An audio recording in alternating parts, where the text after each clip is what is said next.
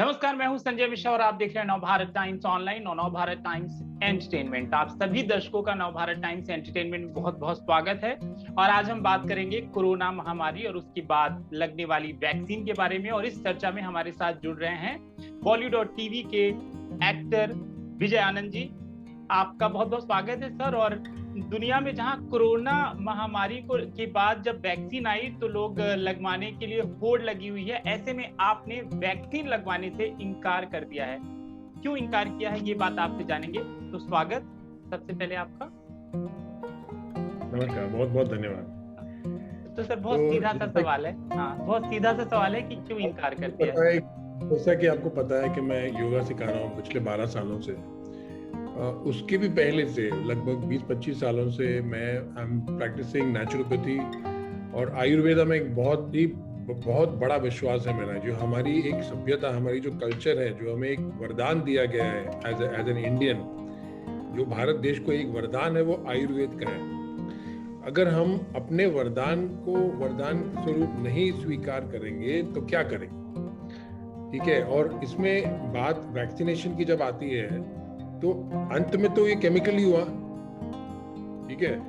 आप मुझे कह रहे हैं कि गवर्नमेंट कहती है कि हम गारंटी नहीं लेते कि आपको साइड इफेक्ट होगा, तो आप हम पे केस नहीं कर सकते। तो गवर्नमेंट गारंटी नहीं ले रही। जो लोग वैक्सीन बना रहे हैं उन लोगों ने बोला है कि हम गारंटी नहीं लेंगे कि आपको कुछ हो जाएगा, आपको कुछ साइड इफेक्ट होगा।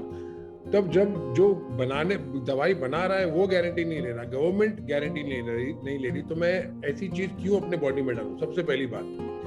दूसरी बात ये कि आप अगर 1.5 लाख साइंटिस्ट को पूछेंगे, वैज्ञानिकों को पूछेंगे कि अगर आपके अंदर एंटीबॉडी है तो क्या आपको वैक्सीनेशन की जरूरत है, तो आपको ऐसा 1.5 लाख में से एक भी साइंटिस्ट नहीं बोलेगा कि हाँ आपको वैक्सीन लेना चाहिए। वो सब कहेंगे कि नहीं, एंटीबॉडी सबसे बेस्ट वैक्सीन है। तो ऐसा क्यों है कि अगर मेरे अंदर एंटीबॉडी है तो आप मुझे फोर्स कर रहे हैं कि मुझे वैक्सीनेशन लेना ही पड़ेगा।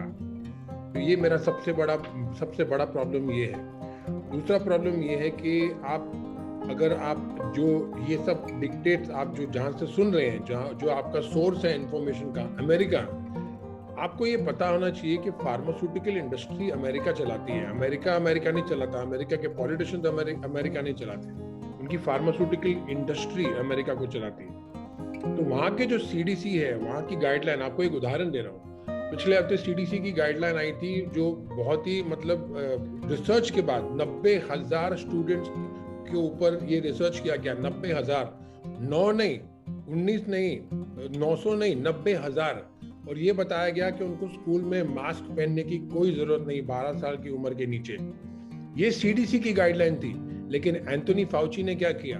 एंथोनी फाउची ने कहा कि नहीं, आपको कंपलसरी मास्क लगाना ही पड़ेगा। तो ये वहां की पॉलिटिक्स है, ये वहां का स्कैंडल है, ये वहां का स्कैम है।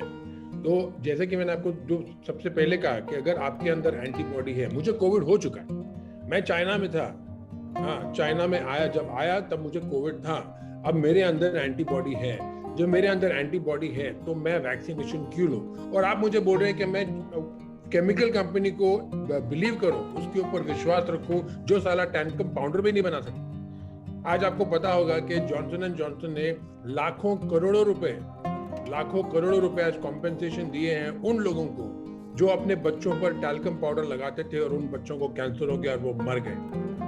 आप टैल्कम पाउडर नहीं बना सकते, मेरे लिए वैक्सीन बनाएंगे और मैं आप पे विश्वास रखूं? तो मुद्दा ये है कि सबसे बड़ी बात कि अगर आपके अंदर एंटीबॉडी है तो आप क्यों इस बात को कंपलसरी बनाते हैं कि मुझे वैक्सीनेशन लेना ही पड़ेगा। ये आपकी सबसे बड़ी जो मेरा मुद्दा है वो।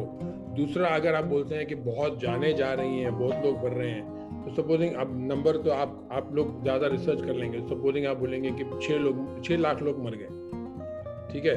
अगर 6 लाख लोग गुजर गए तो रोड एक्सीडेंट से 60 लाख लोग अगर मरते हैं, आप रोड एक्सीडेंट के लिए तो 30,000 करोड़ नहीं खर्चा कर रहे ना। आप रोड एक्सीडेंट वालों के लिए क्या कर रहे हैं?